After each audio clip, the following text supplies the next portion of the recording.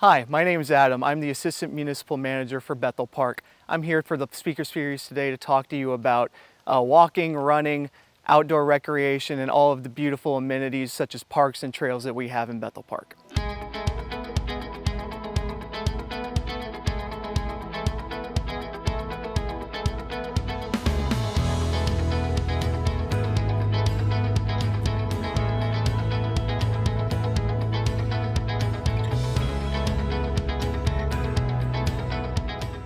I've been running for basically all of my life. It's essentially become a part of me. I ran a little bit in college and got injured, and then didn't take long for me after I recovered to rediscover my love for running. My favorite thing about it is that it brings sort of a mental clarity. When I get on the trails or the road and I just get a chance to unplug and it's just me and my thoughts, there's really nothing like it. I typically don't do a whole lot of prep for the smaller runs. When it comes to the bigger things, when I start going double digits up to 10, 12, 15, 18 miles, when building endurance, you really want to focus on running at sort of a comfortable pace and just build up over time. My rule is to be able to hold sort of a conversation. If you can hold a conversation, then your heart rate's sort of in the area you need to be in for endurance building. One thing people tend to not think about that's a very important part of running is sort of the shoes you wear. You can't just pick any pair of running shoes and get out there. That typically leads to an injury.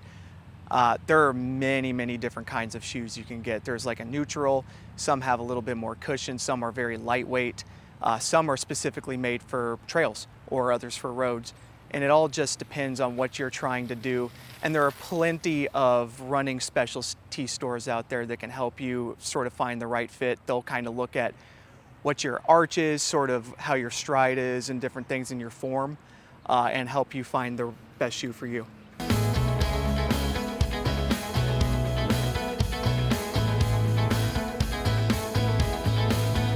I'm here at Fleet Feet Bethel Park, and we're here to talk a little bit about getting fit for the right shoes. Would you want to introduce yourself? Sure, yeah. I'm Maria Hurley. I'm the marketing manager here at Fleet Feet Pittsburgh.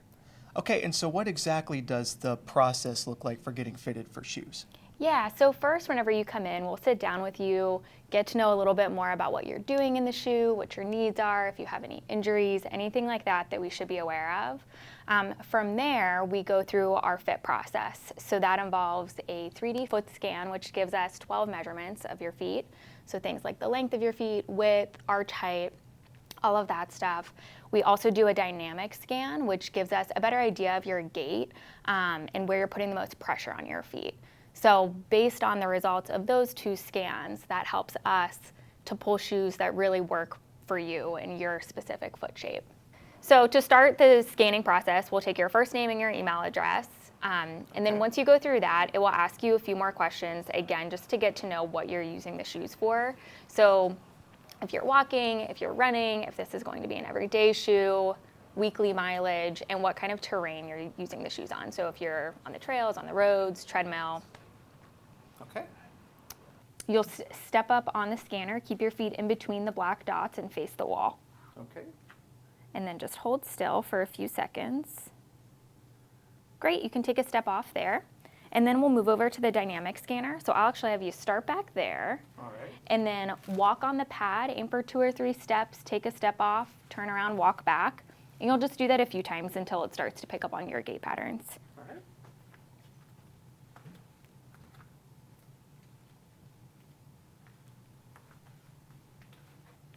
All right, so here are the results of your foot scan. So you'll see here, this is the length of your foot. So your left foot is measuring at 9.6, right at 9.9. So for your shoe size, we would go a half to a full size up from your longer foot. That way, as you're walking, running on your feet a lot, your feet tend to swell. That allows enough room for that, enough room for your toes to spread out. So I'd probably put you in a 10.5. And then the next tile is the width of your feet. So your feet are definitely on the narrower side. Standard width is in the D range. You're over in the B range. So we definitely want to make sure we're choosing a shoe that runs narrow. That way your foot isn't moving around a lot in the shoe. And then looking at arch height, So your arches are getting into the low range. Your right is kind of in between low and medium. We do have a lot of insoles in the store that can really help with any arch pain, just to support that area and even out the pressure that you're putting on your feet. And then instep height, that's the height of the middle of your foot. Usually coincides with your arch height, so that's also on the lower side. And then heel width, similar to the rest of your feet, your heel also is pretty narrow. So another thing that we want to keep in mind as we're pulling shoes, that we're not picking a shoe where your heel's just going to slide right out of. And then moving over to the dynamic scan, so this is from when you were walking on the pad, you'll see it's kind of like a heat map. You can see where you're putting the most pressure on your feet. So it looks like, especially on your right foot, if anything, you're kind of leaning on the outside a bit, putting some more pressure on the outer ball of your foot there, and a little bit more on your heels. That line through the middle, it's kind of like your center of gravity. It's pretty straight, so that leads me to think that you would be fine in a neutral shoe. Somebody whose line is all over the place would indicate to me that you may need some additional support, which would be a stability shoe. Okay, so now that we've sort of went through the process with getting my feet scanned and figuring out the right shoe, can you speak a little bit to the different kinds of shoes that people may need? Yeah, of course. So there are a few different things that we look at on the scans and talk to whenever people come in to get a better idea of what shoes they're looking for. So some main differences, one is neutral and stability. So a neutral shoe is for somebody who's moving in a neutral motion, isn't like tending to lean in or lean out as they're walking or running. A stability shoe would be for somebody who does need some extra support. So most stability shoes offer some more support on the medial side to help if somebody's tending to kind of lean in as they're walking or running. And then also have guide rails in the back, which encourage them to move in a neutral motion. So that can help a lot with injuries or pain. Another big difference between shoes is going to be cushion level, and a lot of that comes with preference and what you're using the shoes for. So some people prefer a max cushion shoe, which this is an example of. So something that's very highly cushioned, a softer cushioning, great for walking, running too. Again, a lot of it's preference, whereas some people prefer something a little bit more lightweight and they like to be able to feel the ground. So something like this is a really lightweight running shoe. So that's something to keep in mind. Foot shape also kind of dictates what we pull. So this is a good example. Like this shoe has a really wide toe box. So if we're looking at a scan and we see that somebody maybe has a little bit of a narrow heel but needs some extra width in the toe box, this would be a great shoe for them. So it's kind of things that over time all of our fitters have a lot of knowledge on. So when they look at scans, they can kind of match up with all of the shoes that we have in inventory to pull a shoe that's best for them. That's a lot of great information that a lot of people don't necessarily know, and it's really important to start getting into the right shoe when, especially when you're starting out. You don't want to get yourself injured or anything like that. Do you have any closing thoughts? Yeah, I mean, we're really passionate about making sure that people are in the right shoes for them. We want to make sure that everybody's comfortable when they're on their feet, so we're happy to help. So now we're going to talk a little bit about more of the social side of running and sort of like the running clubs. Would you like to introduce yourself? Sure. My name is John Fisher. I am the head coach of the Fleet Feet Run Club here in Pittsburgh. Okay, great. Yeah, I've actually been to the run club a couple times over the time. But yeah, it's a great program. It's nice to be able to get out there and run with different people and sort of hold each other accountable. And, you know, there's always sort of like a level of competition. You know, you're keeping up with everybody else. But do you want to go into a little bit about the run club? Sure. I wouldn't say I'd like to describe it as camaraderie more than competition. People are competitive with themselves always. But I think one of the neat things about running for me specifically when I moved here almost 10 years ago was I had never run with anybody before. And I didn't realize the impact that a run club has on the community and as yourself as either an athlete or a person, where you can make friends, but also then push yourself because you are running with other people. And maybe you're running with somebody a little bit faster tonight, or maybe you're running with somebody a little bit slower, but it doesn't matter because you're getting to meet people. And anytime you're on a run and you're with somebody, it makes it so much more fun because you're not concentrating much on, oh, why am I out here? No, like not that we ever say that, but so it's just really a great social aspect thing. And then I think it gets people more involved to say, yeah, maybe I do want to try a half marathon. Maybe I am going to one day do a marathon. But until you start running with people, I don't think those are the things that most people consider doing. So what does the schedule look like for y'all's running club? Sure. Right now we have several runs a week. Right now at our Bakery Square location, Monday nights at 6:30 we have a 3-mile and a 6-mile run. On Wednesday nights we have track at the Shenley Oval. So there's a coached track workout there, which is interval based and speed based. Thursday night is at Bakery Square back at our store again. We have a 1-mile, a 3-mile, and a 6-mile run. We call it the pub run because afterward we all go across the parking lot to City Kitchen located in Bakery Square and everybody gets $2 off their first beer. That's another great way to get to meet some more people that maybe you didn't run with, but everybody seems to hang out. Whether the weather's good or not, it seems to be pretty conducive to having people hang out and have a great time. Also right now on Sundays is our long run. We're at various places around the city. We always have a 3-mile, a 6-mile, or a 10-mile route. And that's every Sunday on a rotating basis, starts at 7:30 in the morning. So how is it that you got into running?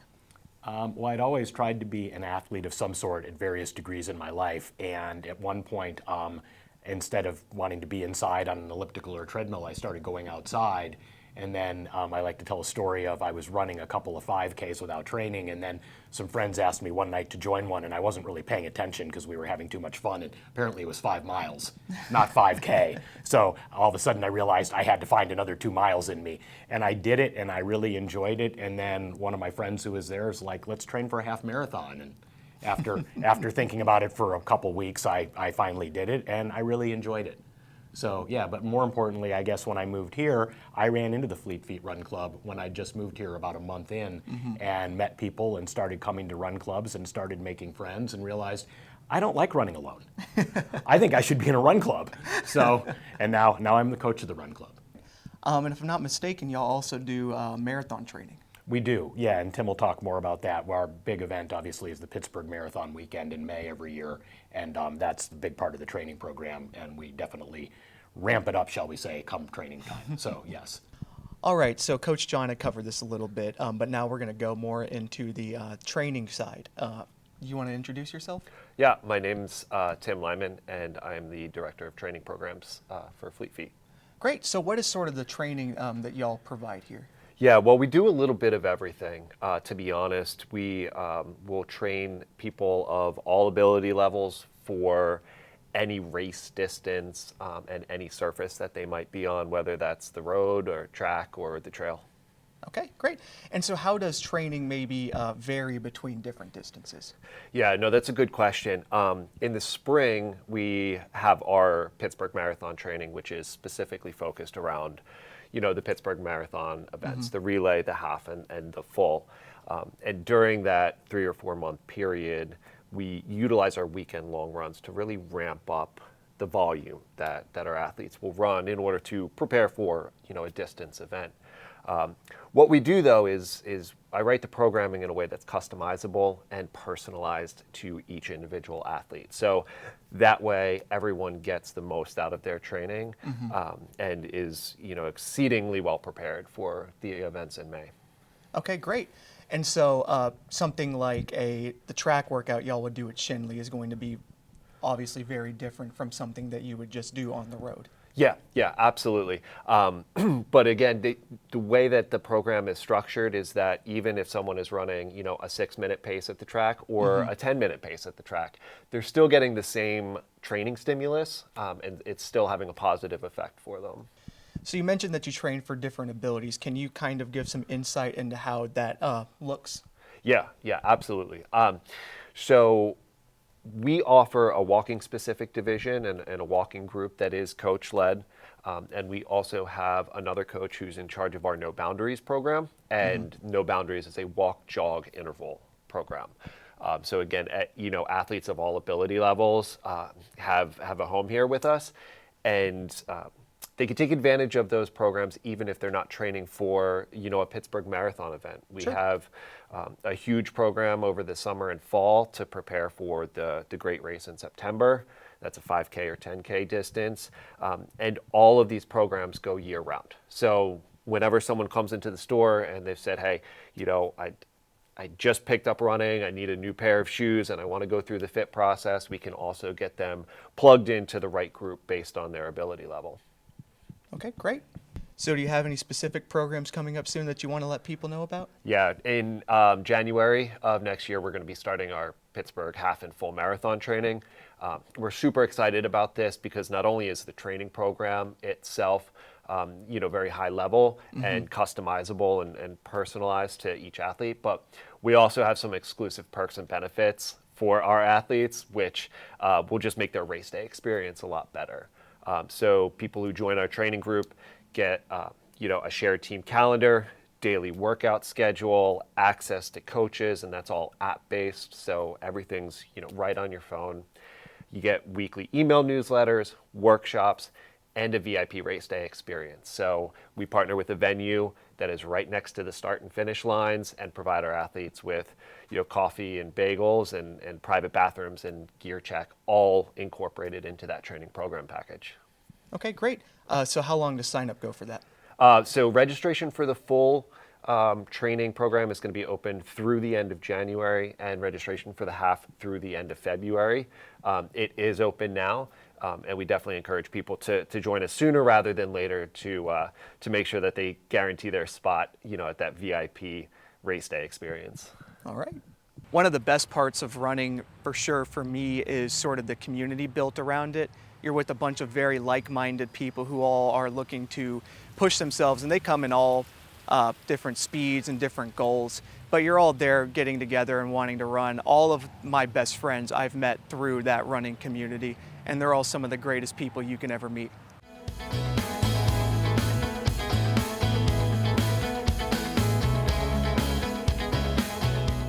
So do you want to introduce yourself? I'm Carla McGee.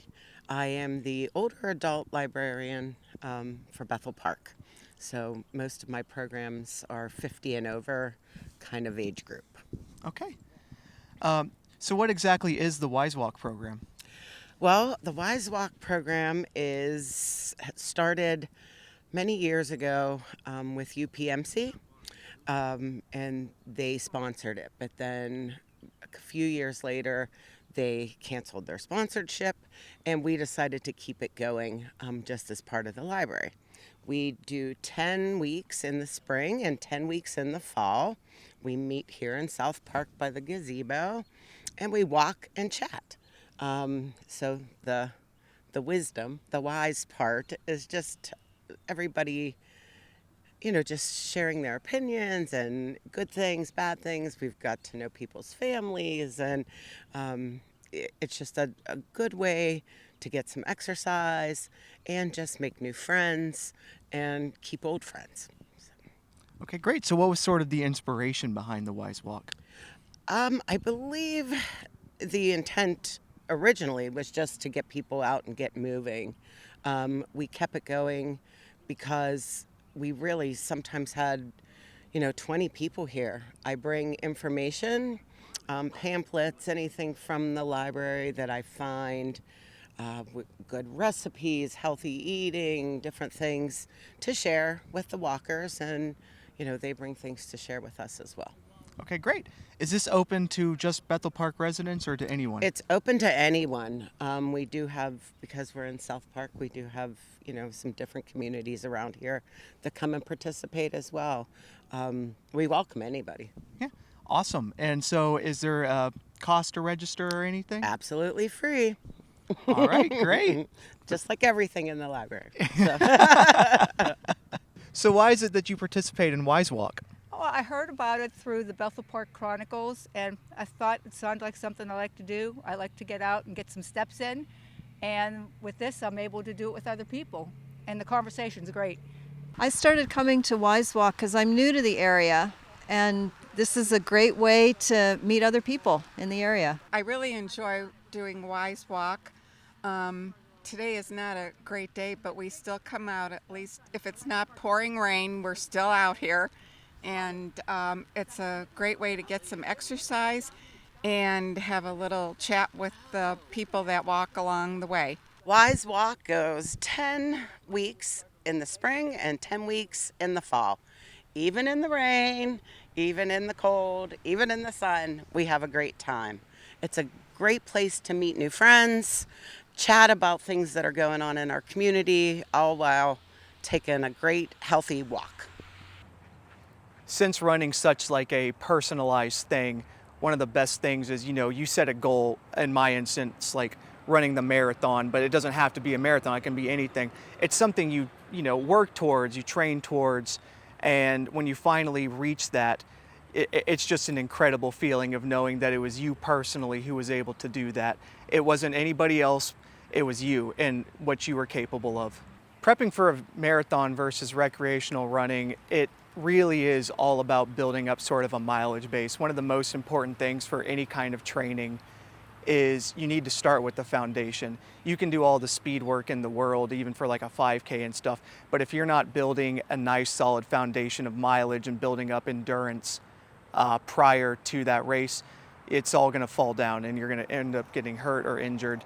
And running doesn't have to be a super competitive thing. Many people just do it to be healthy, just have an active lifestyle.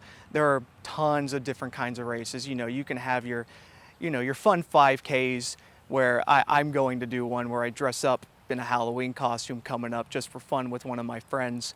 And you can get into the really extreme stuff like ultra marathons, going 100 miles for a race. It's very individualistic and you can cater it to whatever you want to do.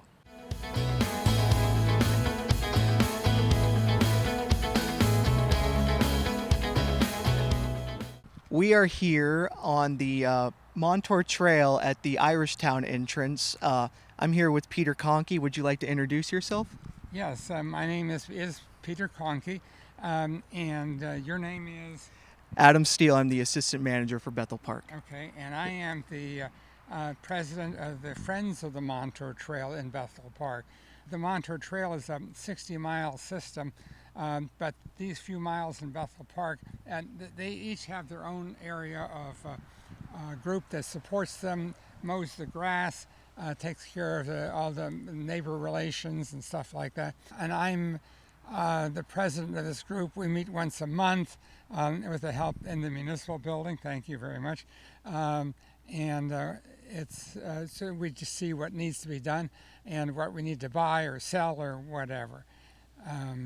So that's who I am, and it's always an interesting what comes up. And our meetings are open first Tuesday of the month in the municipal building and council chambers. Feel free to contact me for more details. Okay, awesome. So can you give us a little bit of the history of the Montour Trail Council and the trail itself? Okay, well, the trail itself was predicated on the previous existence of the Montour Railroad, and which carried coal for many, almost 100 years. But then the coal played out or whatever, and so the railroad followed it into its demise. And then it sat there for a while doing nothing, long story short. And then a group of people came along and said, hey, maybe we can make this into a hiking and jogging trail. And I said, okay. And I live right next to it on Fruitwood Drive, and so I remember the trains on the going on the railroad. Now, of course, there were no trains, and but anyway, this group formed in 1989 and became an organization, a 501c3 ultimately, to build this trail and maintain this trail. The municipality has helped us in numerous ways within Bethel Park in our mission to do this, but we are responsible. This is not a trail like a park or South Park or Simmons Park. We're responsible for maintaining it. It is not funded by tax dollars. It is funded by contributions and by a lot of volunteer effort. Okay, so what are some of the ways people could reach out and help? Well, there are multiple ways. One is through donations, and you can go to our website at montourtrail.org, and there you drill down a bit and find the Bethel Park section. You can donate to the Montour Trail overall, or if you please, you can make a limited gift, or whatever you want to say, a directed gift, saying, please spend this in Bethel Park, or words to that effect. That's money. We have a bunch of volunteers who, some come to our meeting on Tuesday night. We also have a bi-monthly or twice a month a a work party to do all the stuff we do around here. And we get about a dozen people who help with that, male and female, I might add. Awesome. Okay. So do you have any future plans for the trail? Yeah, we're very happy with what we have here, as what you can see in the picture. But we hope to make it longer over the more or less, since we lost the right-of-way in many places. But we're trying to piece together a way to get through to the municipal building and beyond from here. There is a plan for a traffic circle at the behind me at Logan Road, and where Irishtown and Patterson come in, and then because the intersection is fairly difficult.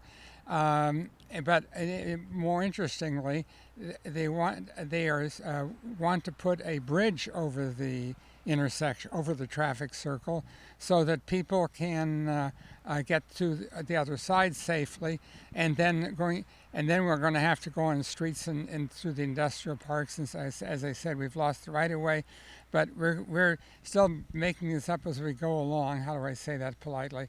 But we'd like other people's help, saying, "Hey, I've got an idea how to do X, Y, and Z better," and I'll happily share more details to anybody who's interested. Okay, awesome. Well, thank you so much for everything y'all do out here. It is a beautiful trail. I run it most of the week. Oh, really? Come out here all the time. Oh, yeah. So is there anything else that you want people to know? This was just the history. First, we got the right of way. We had to get this property in Bethel Park that we're standing on. Actually, it's not owned by the Montour Trail. It's owned by the